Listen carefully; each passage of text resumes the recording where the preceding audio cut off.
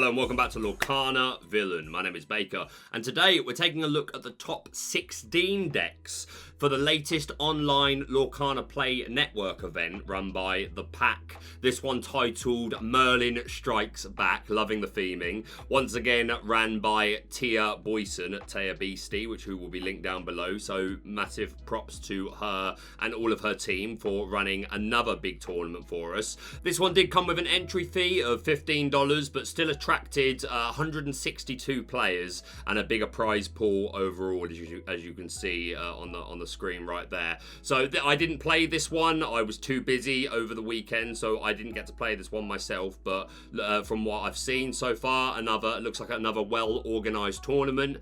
Link down below will be Thea's Twitch, where you can go and you can actually watch the live stream of the finals, casted by herself and V Wonderland. So do go and check that out. My information today, once again, comes from inkdecks.com, who will be linked down below, so thank you to them, as always, for being so consistent and quick in getting the top 8 deck lists, top 16 deck lists from around the world at a really fast pace, so very thankful for them as a resource. It was a top 16 cut after 9 rounds of Swiss. I will pre-warn you, 11 of these lists that we're about to look at are Ruby Amethyst, once again the dominant force. As always, we'll break one down fully and then we'll just skim the others and highlight the differences. But yeah, still a lot of deck lists to look through, and something new on the channel that we'll be finishing up with will be an interview with Lorcana Twins, who are two brothers, fellow content creators and Lorcana players, and one of them is the second place finalist from this event, so we'll be looking at their list in a minute, and the other twin was the winner of the Lorcana Play Network tournament that took place on over New Year's. So two very good players, consistent together. So yeah, it'll be interesting to have an interview with them and get their thoughts on Lorcana, on the meta, on their deck. So yeah, stay tuned for that at the end. But for now, let's take a look at the top 16 deck lists. This video is sponsored by Card Market. Go see Card Market for all your trading card game needs. So Ruby Amethyst may have been the most popular deck in the top 16, but it was not enough to take home the crown. That privilege went to Skylar, who was representing Sapphire Steel Wheel, a deck that is, again, consistent. We're always seeing at least one or two of these in the top 8, top 16 lists. So yeah, a deck that's tried and tested by this point. So let's take a look. We're all in on a 4 count of Cruella de Vil with a 3/2 stat line and evasive during your turn, good for combating. Stylish Surfer Mini is the prime target, but any other evasive in format that might only have 3 willpower or less, she's going to help deal with that. It was worth noting, no Floodborn Cruella de Vil in this particular list, which isn't common, but the last one that we looked at in the last set of lists was running the Cruella de Vil Floodborn version, which I did think was cool, but not in Skylar's list. We do see a 4 count of Prince Eric with that Challenger 2, making them a 3/3, who's another very good 2-drop alongside Cruella de Vil. Really helps to check opposing decks, especially Ruby Amethyst, with the sort of characters that they put down the first few turns. We got 3 copies of Mickey Mouse Detective to get that ramp going, putting the top card of our deck straight onto the inkwell, so just helping us in our overall strategy, which is to ramp, but also opens up turn 4 Cogsworth or Beast.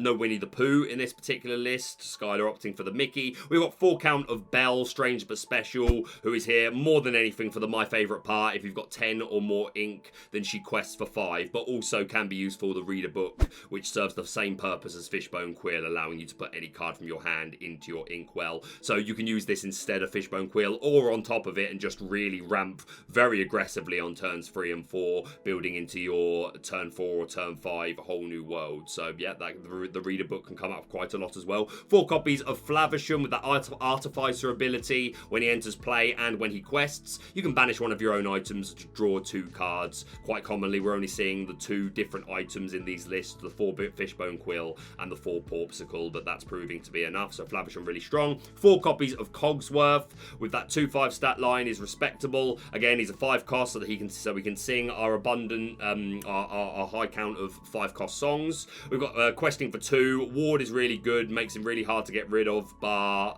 Tremaine or Be Prepared.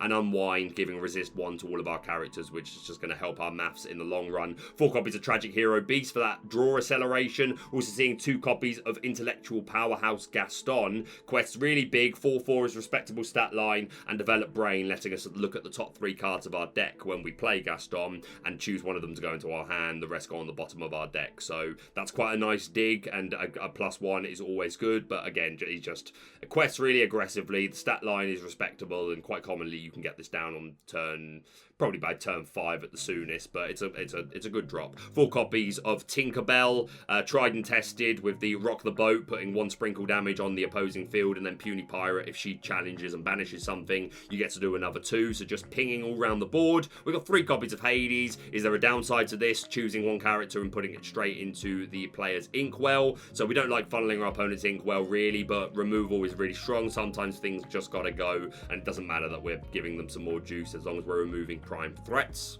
We are seeing 4 copies of Develop Your Brain, which isn't common in the Sapphire Steel wheel lists. A lot of people not feeling the need, but Skylar's saying, yep, I like this card. It's a nice cheap 1-drop. Lets us dig 2 cards to find the piece that we might be looking for, so I don't hate it by any means. 3 copies of Smash. Some things just got to go straight away, like the Ariel, the Doc, the Arthur, things like that, especially like there's a Rise. Evasives it helps deal with as well. I mean, we've got the Cruella de Vil, but it's nice to have extra options. And yeah, there's a rise in Lefou Arthur that I'm seeing lately, so I'm thinking Smash is all the more important. 2 copies of Let It Go for serving the same purpose as Hades, not being a body, but being a song so that we can sing it, and just hard removal. Whole New World for the hand refresh. 3 copies of Grab Your Sword for the 2 ping on all the opposing characters, so nice board clear, and the 4 Porpsicle, 4 Fishbone Quill, as I said. So mostly a list that looks very familiar. The Develop Your Brains are less common.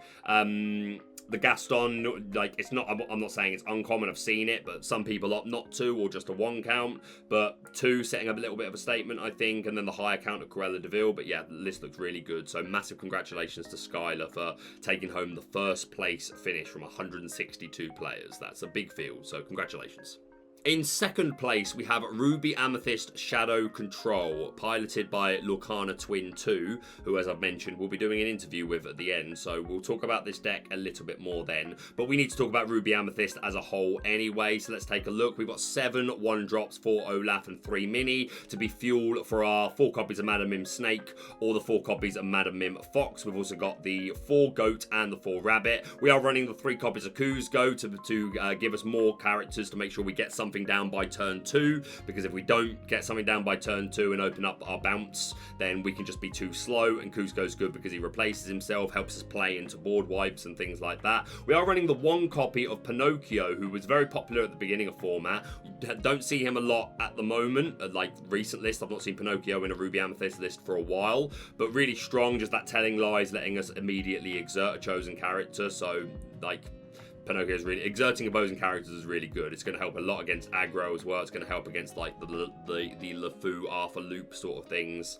So yeah, I'm sure. But Pinocchio can find use in pretty much any deck. 3 copies of the Maleficent for some extra draw. We're running 1 copy of Merlin Crab to boost our characters, so making our 1-drops more formidable. But also worth noting, can boost our Stylish Surfer Minis to deal with opposing Stylish Surfer Minis. We're running 4 of those ourselves. We're also running 2 copies of Fidget as an evasive answer with that 3/2 stat line and evasive, so can deal with the opposing minis. And again, with we talk a lot about Merlin boosting Mini to a 4/3 so that she can take out Stylish Surfers, but this boosts Fidget to a 6/2, which takes out most of the meta.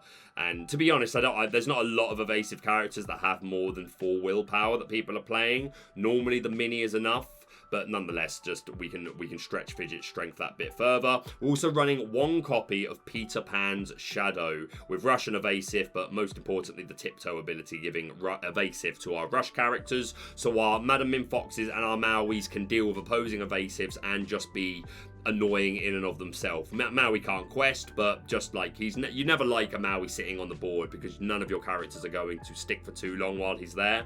But Madam Mim could just keep questing. So there's a lot of evasive answers here. We've got only 1 copy of Crab, but that's something that can deal with it. 2 copies of Fidget, high mini count, and the Shadow. Only 3 copies of Maui, which I'm often not a fan of because I think if you're running the Peter Pan Shadow, then I like to max out these Rush characters. But we are seeing more players go to a 3 count of Maui, play, and I'll discuss that with the Lorcana Twins at the end. 2 copies of Yzma with that cruel irony, either removing a threat from the board if we just need it to go, or just bouncing one of our own characters back into the deck to draw 2 cards. 2 copies of Tremaine for some more removal. This quite commonly becoming lower counts because just more and more decks are just running enough 1-drops to play around Tremaine. I still think she gets her value more often than not, but I've myself dropped to a 3 count. We're all in on a big bulky 4 count of Ursula with her 2/8 stat line, really hard to get over.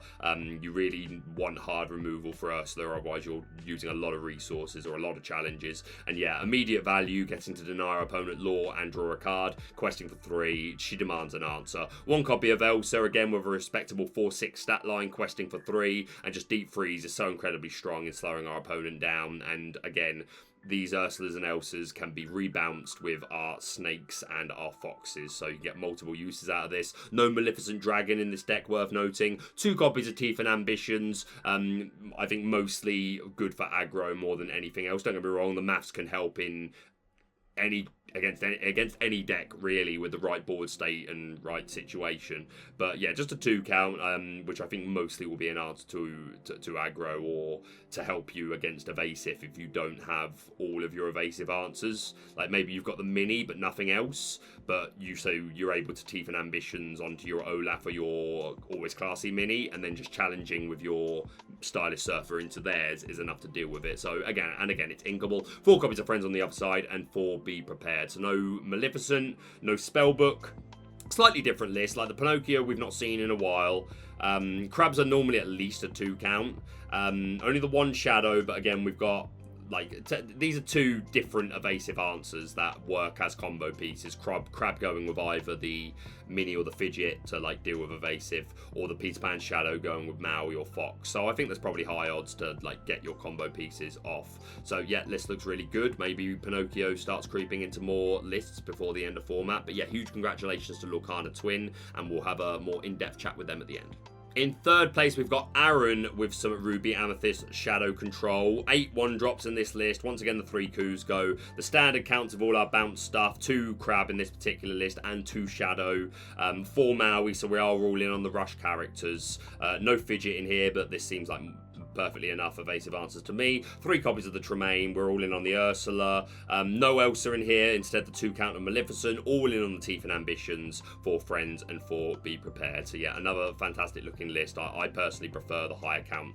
I like the 2 Peter Pan Shadow, and then all in on the rush characters. So yeah, this looks good. Congratulations to Aaron. Oh, worth noting, Aaron's not running the 3-drop Maleficent. Worth noting that. But yeah, this looks good. In 4th place, we've got Ewan, also running Ruby Amethyst Shadow Control. List is nearly identical to Aaron's. The only difference is they're not running any crabs, and they are running 3 copies of Maleficent to draw a card. They're running 1 less Teeth and Ambitions. They're running 1 more Maleficent and 1 less Ursula. So yeah, slightly different counts in the Ursa's Maleficents and Teeth and Ambitions, and swapping out the crab for the Maleficent, but for the Amethyst Maleficent. But yeah, this looks good. Congratulations to Ewan. Next up in top 8, we've got Bannibal Harca, another fellow content creator who will be linked down below. Really good mind for the game. You should absolutely go and check them out. They're all in on the 1-drops, the 3 Kuzco we're seeing again, the 4 of all our Madam Mim and Merlin stuff, 3 copies of the Maleficent. Once again, only the 1 Crab to go with the Stylish Surfer Mini, but we are running 3 copies of Peter Pan Shadow here. So, and with the full package of Rush characters, 4 Fox, 4 Maui. So you should see these fairly regularly. Only 1 copy of Tremaine, 3 Ursula, 3 Maleficent, 3 Teeth and Ambitions, 4 Friends on the other side, and 4 Be Prepared. And Bannibal is a very good player. I've watched a lot of their videos, and again, a good mind for the game. They'll be linked down below. You should absolutely go check them out, and huge congratulations to them on top 8ing this tournament. Next up in top 8, we've got Federico, which I hope I'm saying right. Only 7 1-drops here, only 2 Kuzco, so slightly lower count of our early drops overall, but still seems sufficient.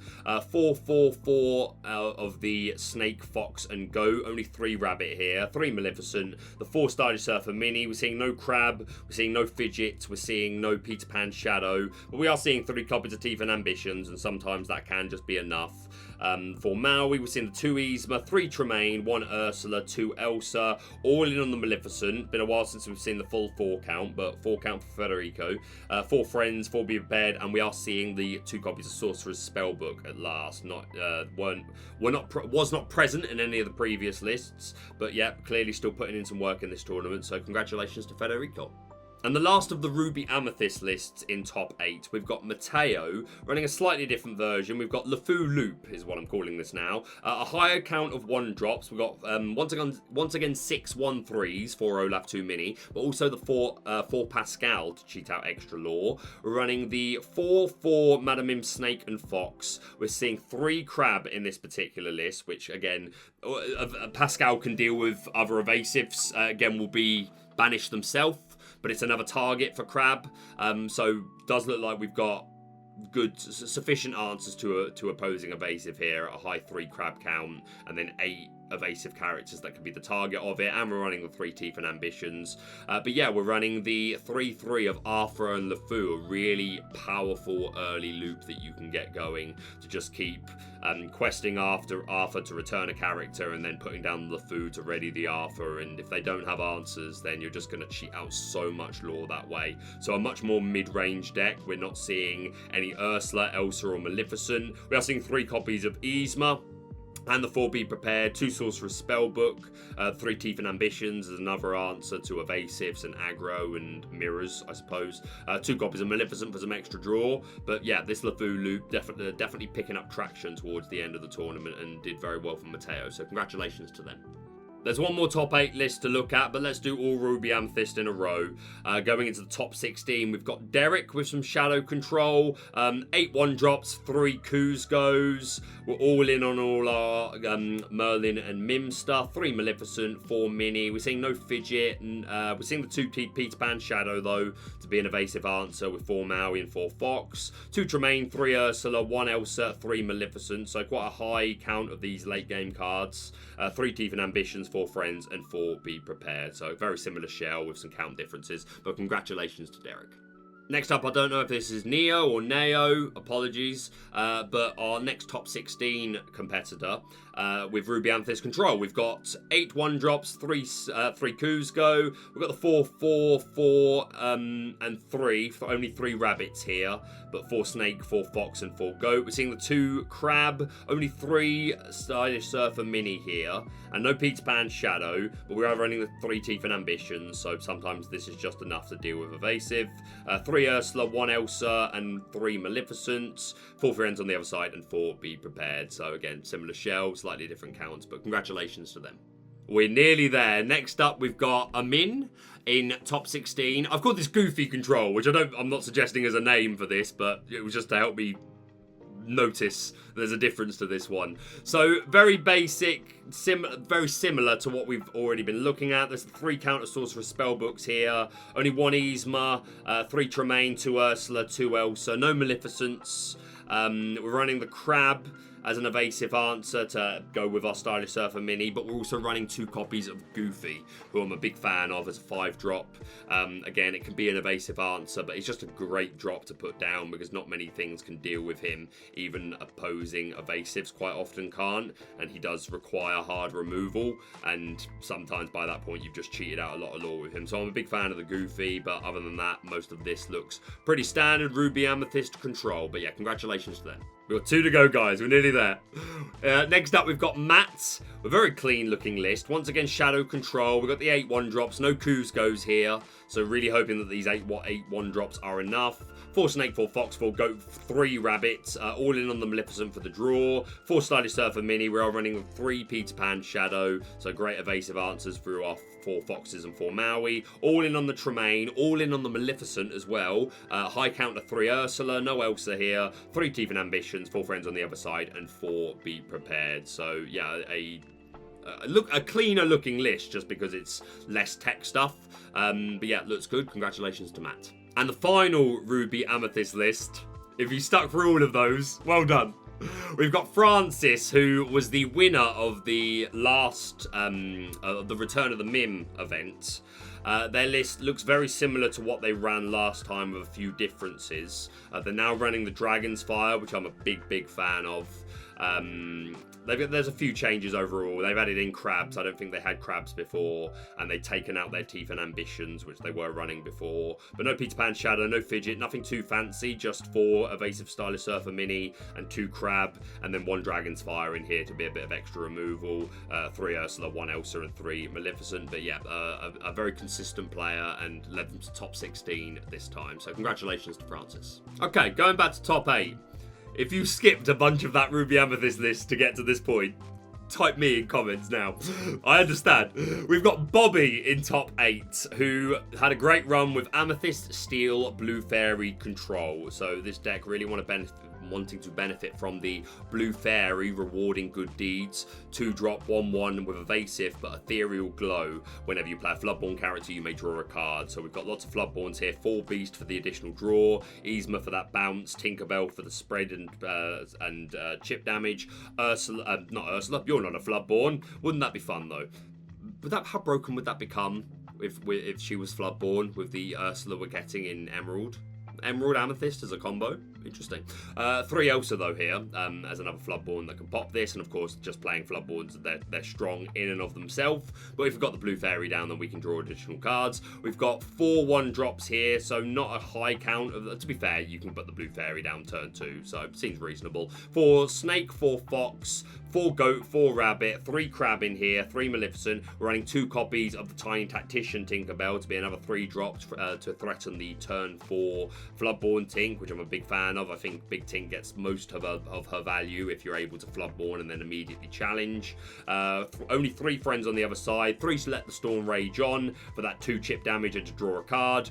2 copies of Strength of a Raging Fire, which can get to quite big numbers if we can make a nice wide board. And 4 copies of Grab Your Sword. I think Amethyst, Steel, Blue Fairy. I think it's one of the highest skill tier decks in my opinion. But yeah, did really well for Bobby. So congratulations to them. Next up in top 16, we've got the Rat, who was they were first place in Swiss at, I can't remember if it was the last Return of the Mim tournament or the one before that, but a recent online tournament. They had a fantastic run, and this time they took in some Tiana Bodyguards. I can't remember what they ran the first time. I think they ran Ruby Amethyst in the list where they topped Swiss. But yeah, Tiana Bodyguards this time. So we've got 4 copies of Cinderella Ballroom Sensation with that Singer 3, be it who's going to let us sing our Let the Storm Rage On and our Strength for a Raging Fire, really nice and cheap. And of course 2 copies of Stout-Hearted Cinderella that can shift onto her with that Singing Sword, which is going to benefit from us singing songs. But even if you don't get that off, just questing for 3, 5/5 stat line, resist 2. Cinderella is bulky and demands attention. 4 copies of Lilo for the aggro, running a 4/4 Stitch and Rockstar Stitch line with lots of 2 or lower drops to benefit from our adoring fans. And of course, Rockstar Stitch is just a very aggressive quester. 1 copy of Simba Future King as another 1-drop, something to just help us find the key pieces that we need and also throw away cards that we don't want, because really we're building to have an empty hand and have Tiana on the field. So this is going to help us filter through those cards that are not as easy to get out of our hand. 4 copies of Bodyguard Simba to protect our aggro characters and probably most importantly to protect our Tiana. 3 copies of Sleepy slipping into more and more amber lists just as a really reliable 2-drop. Questing for 2/3 stat line is really reasonable, and the Yawn ability often it's not as much of a hindrance as it's probably intended to be. So you'll have to see it. 4 copies of Doc to play characters cheaper, and questing for 2 is pretty big. 3 copies of Benja to answer opposing Spellbook, Sleepy's Flutes, things like that. We haven't seen any Sleepy's Flutes for a while, actually. But yeah, Spellbook still prominent. Fishbone Quills, things like that. Some additional bodyguarders here. We've got the 4 Hercules with a 3/3 stat line, questing for 1, and then the Prince with a 1/3 stat line, questing for 2, and resist 1, which can make him pretty tricky to deal with. 4 copies of Rapunzel for some card draw for when we do need it.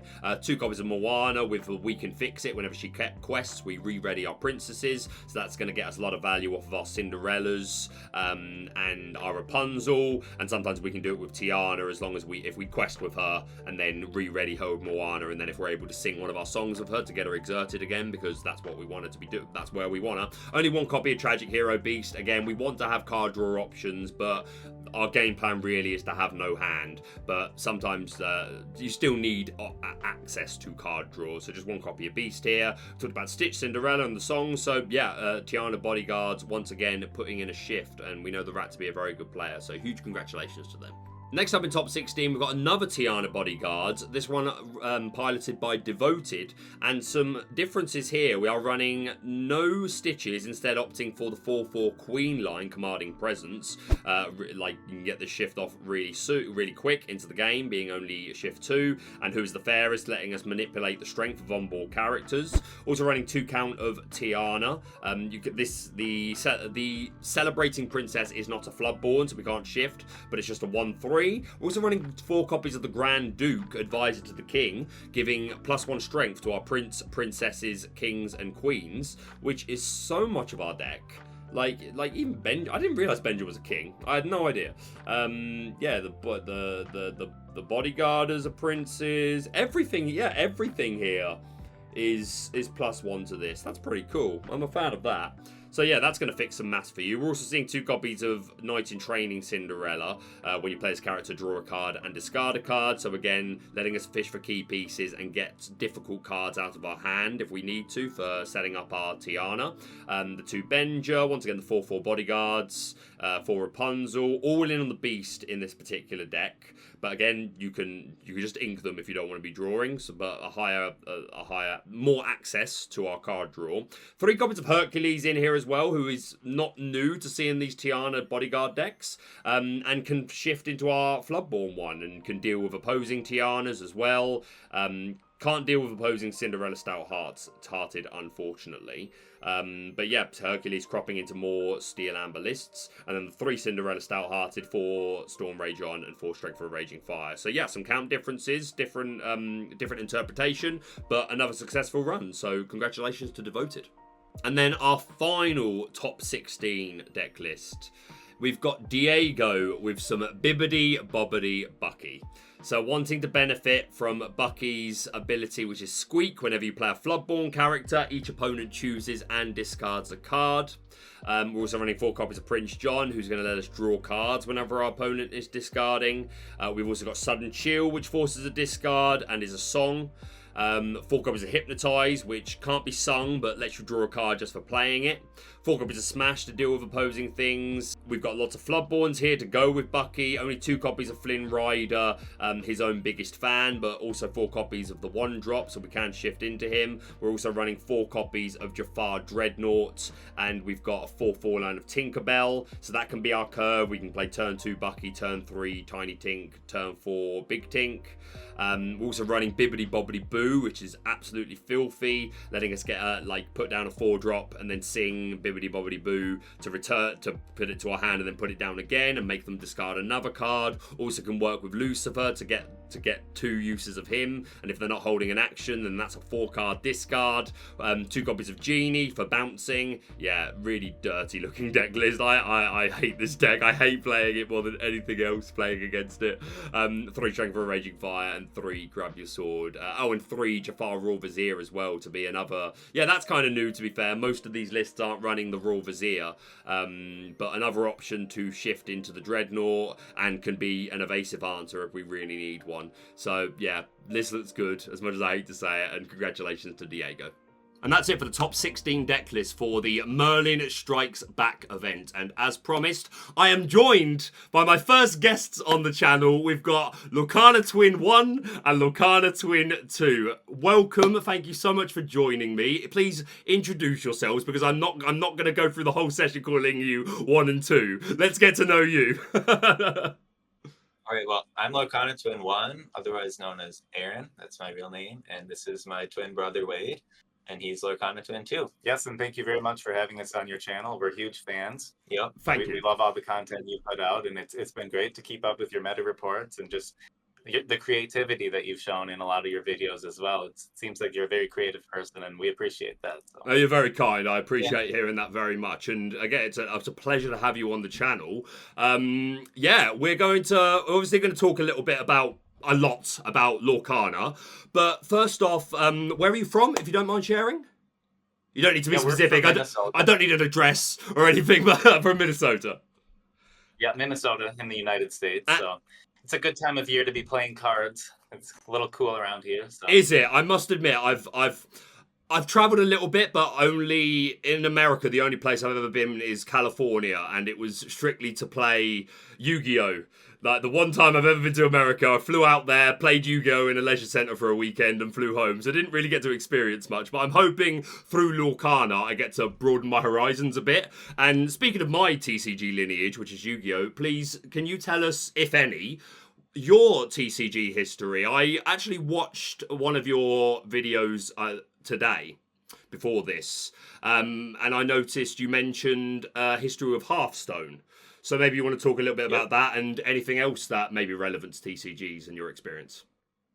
Sure. So Hearthstone is probably the card game we've played the most of out of any. I guess I remember when it was just coming out in beta and we got right into it. And honestly, we played it off and on all the way up until just before the release of Lorcana, because we were super excited for Lorcana and we were still enjoying Hearthstone, but we just thought we wanted to kind of go all into one and focus our efforts there. And I still enjoyed Hearthstone, but yeah, Lorcana's just been great so far, and so we're not looking back.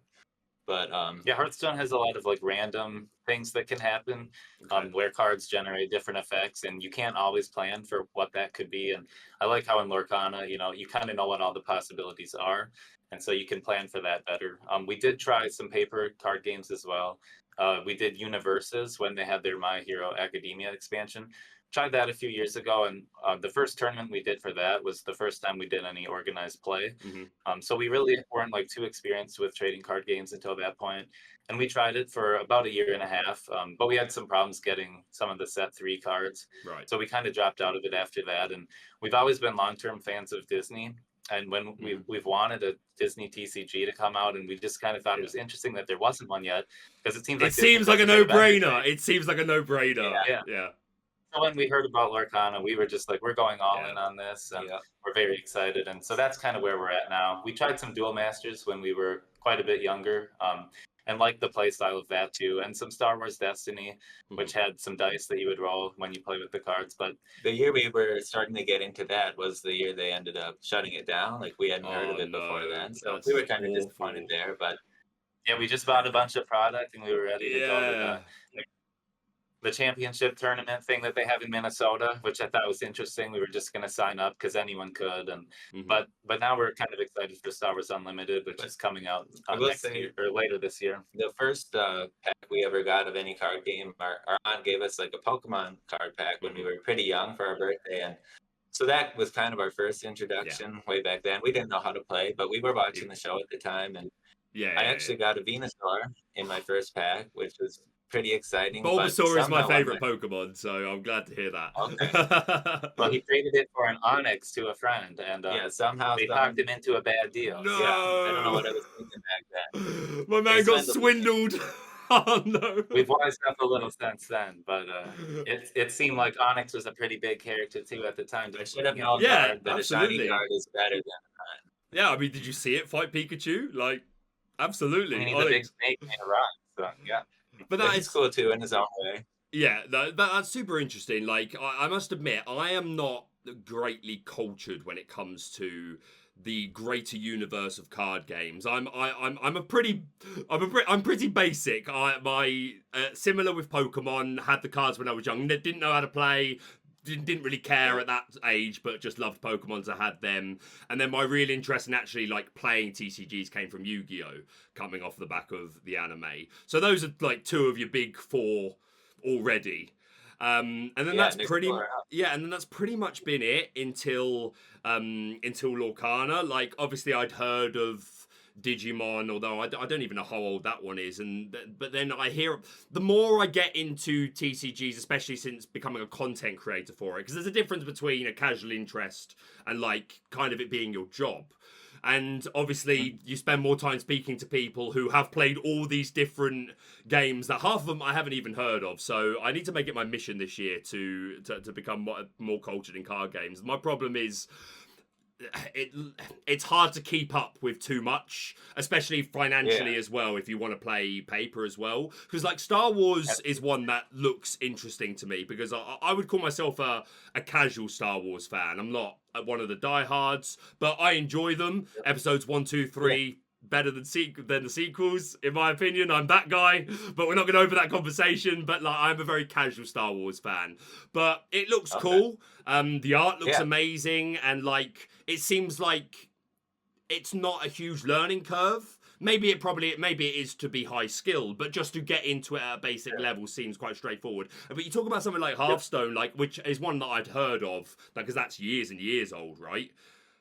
Yeah, it's years old, but that's like digital only. But I like the similarities that Hearthstone seems to have with Lorcana. Like some of the combat systems, the stats on the characters, like that's pretty familiar. And then the ink system, I mean, that's different because in Hearthstone you get that guaranteed ink every turn, but it's still pretty similar, you know. And so just I think our experience from Hearthstone kind of helps carry over into Lorcana a little bit. So although the saying that a card can randomly have a random effect that isn't always the same, that would probably frustrate me, but I imagine you get used to it. How much time have you spent playing both online and in paper?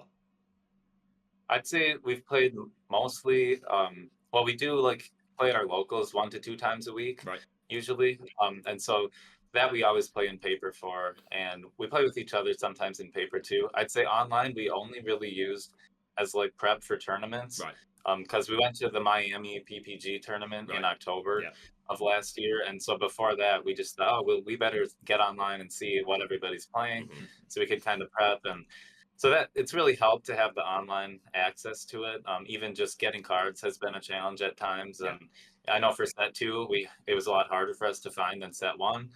So for a long time, we've just been sharing like a partial play set, so we can't even play everything we want in paper. But I enjoy the physical cards the most, and I think you do as well. But it's nice to be able to like see a big variety of decks when you go online.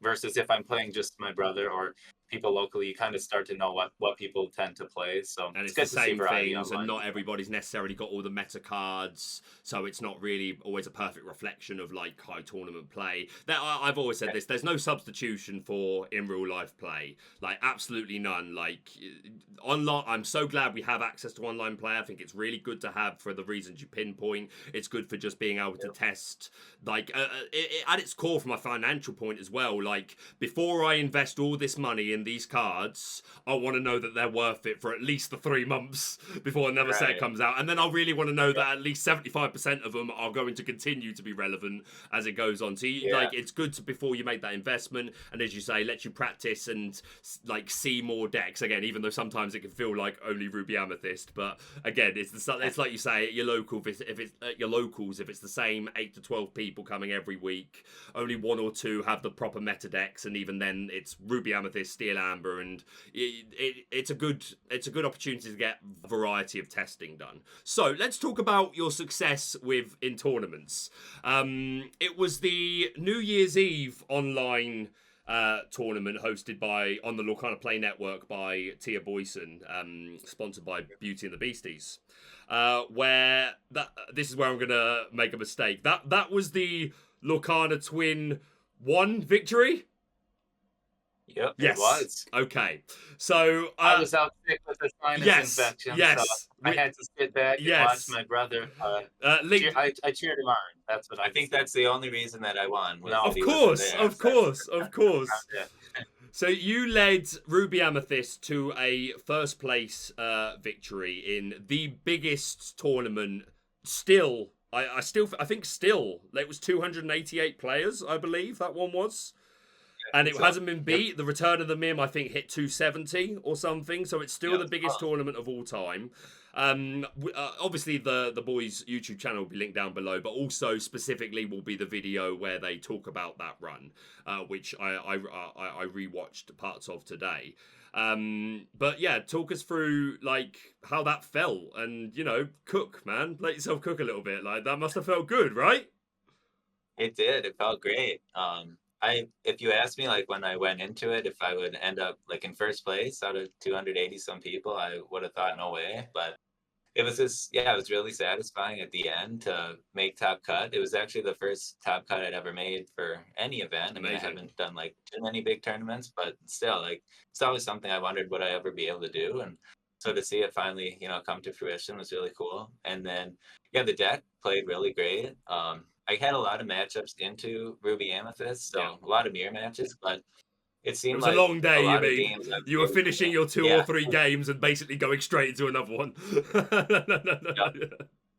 But it just seemed like the spellbook really helped out a lot in that list that I played, and Yeah. a lot of times like it felt like I was in the aggro position, and I mean they can keep trying to remove stuff, but if I can just get one extra lore every time, I mean the only card that really steals lore back in the meta that sees a ton of play right now is Ursula, and it's just too expensive to play her too many times to offset the spellbook indefinitely. So I think that really worked out in my favor, and I actually, yeah, I never lost to the Ruby Amethyst mirror matches throughout the tournament, which surprised me, but that really helped because I faced so many of them. And then I will say there was one really difficult match into Steel Green Discard, and Oh. I definitely think that's a scary matchup for Red Purple. So yeah, yeah. I mean, it's something you want to avoid if you are playing Red Purple, but it's still winnable. I didn't come close to winning that one, but I've seen other people have success. So You were actually one of the first people, I think, to lead Fidget to a top cut. It might have come up once or twice before, but it was still, like, nowadays, like,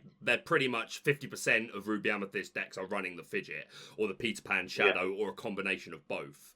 But yeah, and I know another player in the top 4 had that too. yeah, but cool I mean, I miss a couple, but I cover pretty much every top 8 for major tournaments. Again, 1 or 2 missed, but as far as I can remember, you were one of the first lists, like, running the double, the 2 Fidget to counter the Surfer Mini. And I said at the time in the deck review, just Stylish Surfer Mini has been allowed to get away with far too much for far too long, and it's just going completely unanswered because if you weren't running, because no one was running Evasive other than their own Stylish Surfer. I think by this point, some people had started playing Crab a little bit to boost your own Surfer into the opposing. But if you didn't hit that combo, then your opponent just went mini quest. And if you weren't running Dragon's Fire, which not many people have been, then and if you can't get lucky off of Tremaine, which is hard to secure because you can play around it easily, so you just had to play the be prepared, and sometimes you're not getting max value because you're just taking out 2 minis, which isn't really what you want from your be prepared. So yeah, just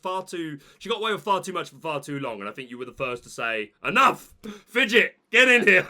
It was interesting too, like I know that seemed to be the only answer in Ruby Amethyst, kind of. There was some Peter Pan Shadow that was cropping up, nowhere near as popular. Yep.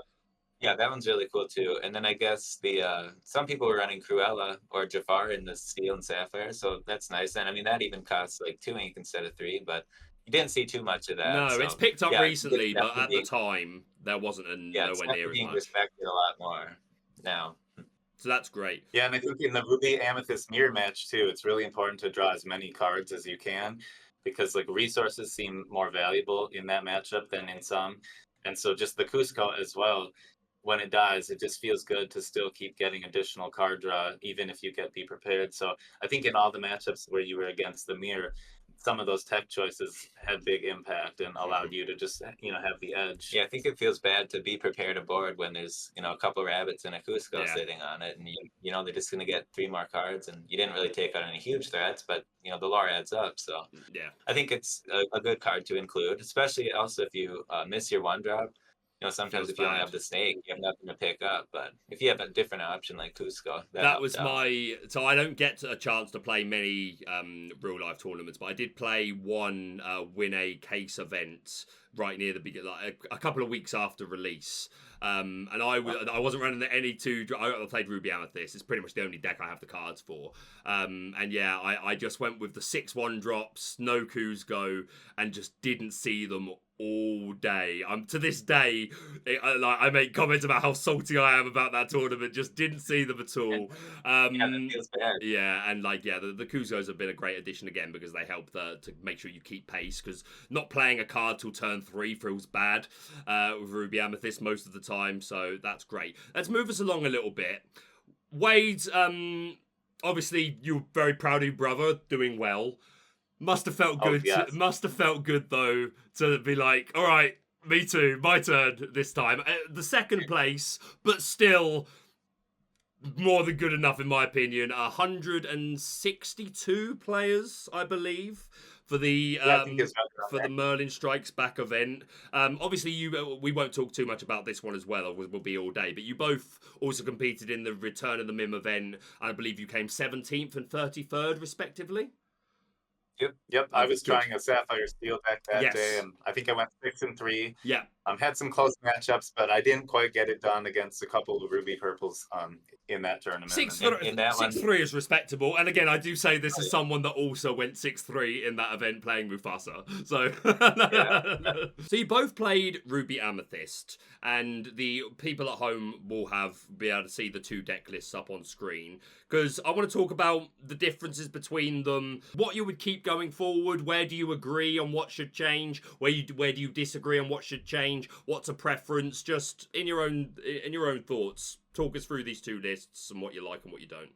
Well, I think with the tournament a couple days ago, I was a little worried about seeing some hyper aggro decks, which is why I put in one copy of the 2-drop Pinocchio that can exert a character. Yeah.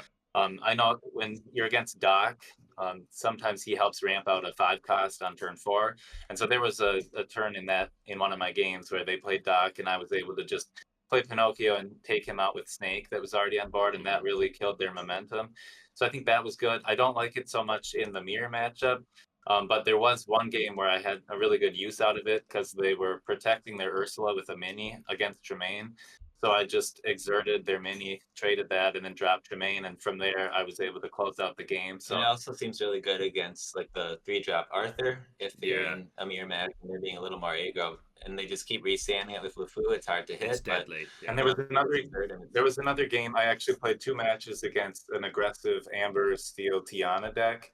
And before they had the option of exerting it, I was able to just force exert it with Pinocchio and then trade it out with a Maui. And so that really helped a couple times too. And I feel like it just has some flexibility there. So I wanted to have an answer to aggressive decks, but I don't like the card overly much, so I only put 1 in there. If it was inkable, I think I would consider playing 2 just in case. Because when you do a long tournament with many matches, you kind of have to plan for many different decks you might get against. The Crab, for the reason you mentioned before about buffing a mini so that she can take out another mini, that's kind of the main reason I had one of those in there. But I also don't think it is overly impactful in a lot of scenarios too if people aren't exerting themselves to be challenged. So I didn't want to go too heavy on that. Tremaine, I know some people are kind of questionable as to how many to play. Yeah. And I think originally I liked her at 4, but the more and more people get used to it, it just seems less impactful. Yeah, I said that earlier on in this video. The viewers will say when I looked at the deck, it's just like it was a 4 all round at first, myself included. But yeah, as more people are playing just a higher count of these lower drops, she is a bit harder. But she's still good enough that I feel like she warrants a couple of spaces. Yeah, if you've controlled their board and done some be prepared, and eventually they might just not have enough characters to put out there, and then she feels really powerful in that situation. Like my brother, I ran 1 copy of Elsa. I think she's great. She's pretty expensive, and she doesn't always do the best stuff. But there's times where you really need to control the board with a way other than be prepared. And if you can tap down their singers, that's nice too, because sometimes it forces a be prepared, and then you get the tempo on the next turn.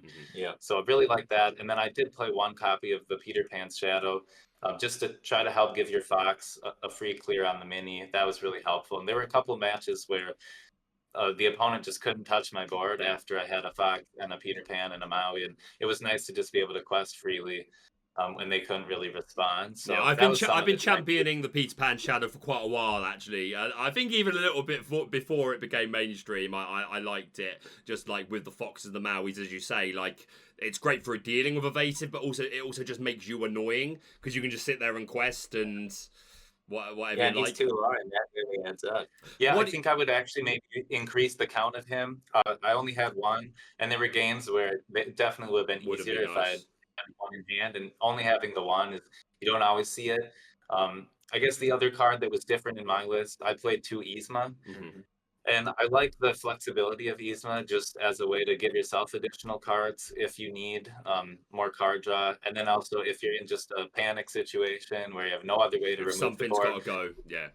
it's at least like a targeted removal that's inkable. I think the uninkable count was high, so I do like Dragonfire a lot, and I Yeah, would I'm a kind of big like fan to of try that as Dragonfire. well. But just to have an inkable version, I put in a couple Yzma. I think Dragonfire might be really nice against things like the Sand Beast that draws cards, because in this matchup, I mean, you can Teeth and Ambitions it, but you're just kind of going down a card and then still not removing it. So I think a way to remove that if they're not exerting it and making it available to you would be nice. But yeah, the uninkability could be difficult there. But I'm a yeah, fan of another big Dragon's Fires. I played two in the most, not the one the other day, but a couple of weekends back I played two. And I've been really enjoying the Dragon's Fires. It's better, like we talk about how Tremaine becomes easier to work around. I think in the mirror, just being able to deal with the Ursula who's gone down with a mini. Like, don't get me wrong, like they still keep tempo because obviously Ursula draws a card, but it's your best way of getting rid of her without having to fully commit or just lose one of your be prepareds, which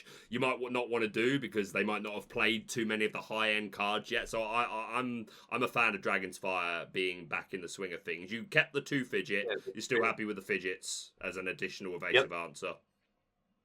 I cut out 1 Teeth and Ambitions just because in watching my brother, I mean, I don't think he played that card a ton in the first not in tournament. the mirror matchup. And I figured there'd be a lot of Ruby Amethyst, and it's just not as good in that matchup. So I still wanted to have some in case you were against hyper aggro, but I felt like I took 1 out for the Pinocchio and just thought that's like a slightly different way to control the board early. And I don't like how Teeth and Ambitions, sometimes it makes you feel like you're running out of cards pretty quickly. I've never enjoyed Teeth and Ambitions, to be honest. Like, I yeah, recognize it's a good card, and like you say, against aggro, it can help against Steel Amber Songs to take off the Ballroom Sensation Cinderella, or the Night in Training before a shift or something like that. But overall, I don't think I've never thought it's worth the slots. Yeah, it's pretty situational, and in the mirror match, it usually just ends up getting inked. I guess a big difference too. Well, I would probably increase the Ursula count to 4, like my brother played. Just seems super valuable now.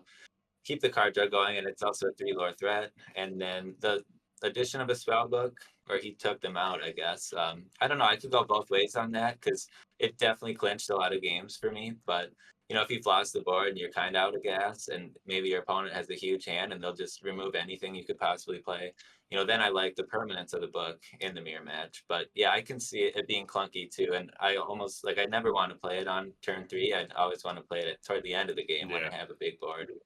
Yeah, it was like 5 a.m. before the tournament, and I hadn't went to bed yet, and I was agonizing over what cards to put in the deck, and I was thinking about the spellbook because I know it did a lot of good for you in the first tournament, and but I was worried about my uninkables, and I thought I'm just really gonna try to do my best without it. But yeah, I had some weird numbers, kind of like a lot of one-ofs, and I'm not always a proponent of that. I think it's good to play your most consistent cards in high numbers, but then again, I think it's important to have certain options in case you need them. So I did do that for I think 4 cards in the deck. I was going to ask that as a specific question just to bounce off of because you bring it up. It was one of my specific questions on your thoughts on, and I'm not saying I agree or disagree with this, but it is something I see come up a lot, which is the statement of I don't think there's any card that I would only feel comfortable playing 1 copy of. What's your opinions on that?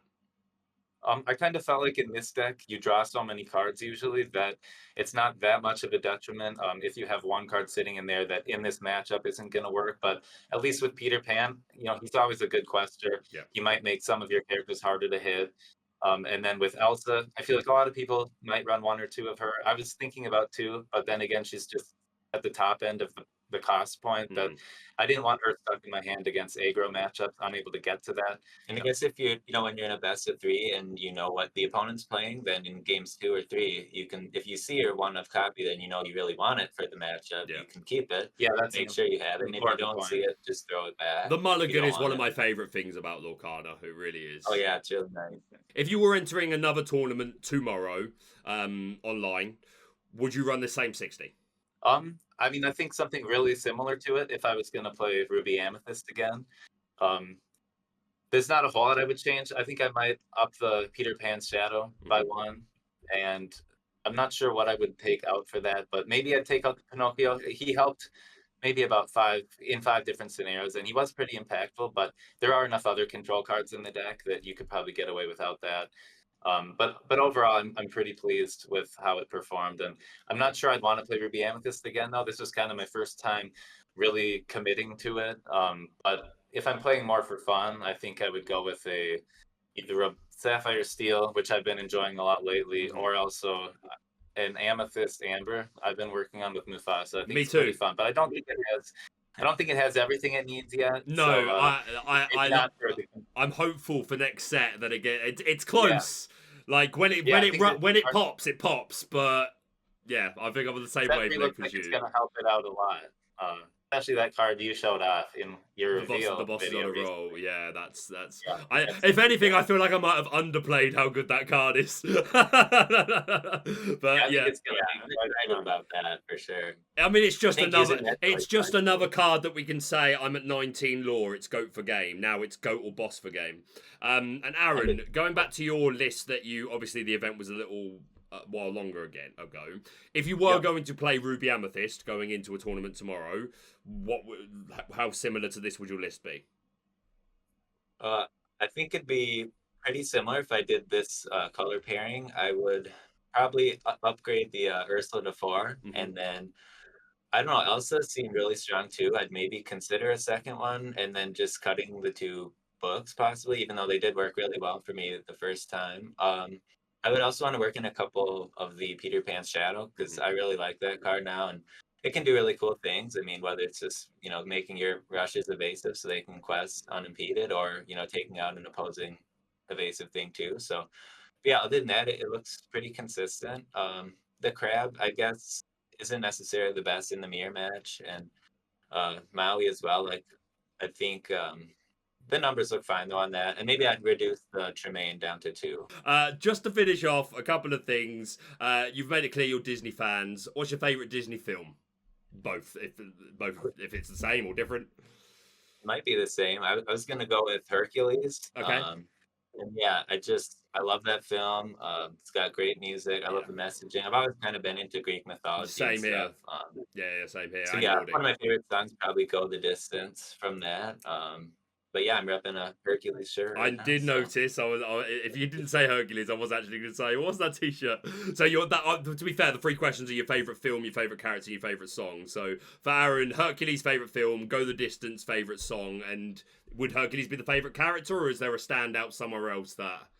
I'm a big fan of him. Also, Stitch from Lilo and Stitch, and big Peter Pan fan too. I mean, just the concept of like never growing up. I think I'm always gonna enjoy playing games and be kind of that way. And who wouldn't want to be able to fly too? Absolutely. So, I don't know. It's always been a cool character to me. No, I agree. Well, I'll say the Finley answer, and also say Hercules. So it's my favorite. Yeah, something about that movie. It just has a fun energy. I think Hades and all the villains in there are really cool. Oh, yeah. And he's funny. And Hercules has a nice story arc, where he kind of gets stronger throughout the film, and then realizes that it's not just about how strong you are too. It's kind of like how you use your strength and what you're fighting for. So really like everything about that film. For song, I like Reflection, I guess, from Mulan. I think that's just like a powerful element to that story. And I always really liked Mulan. Just her story too is quite nice. Yeah, it's beautiful. And then the other, for A Whole New World, I also like A Whole New World, that song, but I really don't like the card. There's so many. So I didn't want to pick that one, but it's a great looking card. It's just kind of annoying. And then, so that's kind of my answers for that. I love a lot of Disney stuff, so I could have many selections I'd be perfectly happy with. Treasure Planet too is really cool. Yeah, that's top 3 for me easily. Treasure Planet. It's criminally underrated, and how many people don't know it. I'm glad, and I do feel like this is like its inclusion in Lorcana is helping. I'm seeing more people like, I need to check out Treasure Planet, and like, well, that's actually pretty good. Like, are you kidding? Like, boys, where can people find you? Well, we are on YouTube and Twitter as the Lorcana Twins. That's about it. Go and follow the boys on Twitter. Go and subscribe to their YouTube. I will check. But boys, thank you so much for joining me. My first guests on the channel. We've had a long old chat about Lorcana and all things Disney. But yeah, that's going to be it for the top 16 deck lists and our interview with the boys. Anything to say to the audience to send us on our way? Well, thank you so much to you for having us. And yeah, you've been a great member of the Lorcana content creator community so far. And yeah, it's great to see your videos all the time. Thanks everyone for tuning in. And yeah, I mean, if you're looking for a great source of information to learn about the current meta, I know we've turned to your videos a lot, and just keeps us informed about what's going on in all those tournaments out there. And just, I mean, we make one video a week usually at most, and so we know how even that seems like a lot of work. So we really appreciate all the work you put in with all your consistent videos. And absolutely, and we just hope everyone continues to enjoy playing Lorcana and continues to have fun with the game. And we're excited to see what's coming out in the future, and we're very happy with what Ravensburger's play once it gets to the in-person big official events. Like, we're super excited about that too. So maybe we'll see some people there and just have some fun competition. Absolutely. And also we'd give a shout out to Thea for her tournaments that she's been putting on. She's created a great space for everyone to kind of practice and have fun while doing competitive events, while we wait for the official ones to start as well. So yeah, shout out to her, and we're very thankful that she's created that opportunity for everyone. And I guess just a final shout out to Ravensburger for creating such a fun game that's bringing all these Disney fans and TCG fans together. So it's been great to see and experience. And that is it for the top 16 deck lists and player interview. A real pleasure to get to talk to the lads. Obviously, first time doing something like this on the channel. Did you enjoy it? Let me know down below. And who knows, maybe we'll do some more player interviews in the future. But that's it from me for now. Thank you so much for watching. If you're brand new, please subscribe for all things Lorcana. Hit the like button to show your support. And we'll see you soon.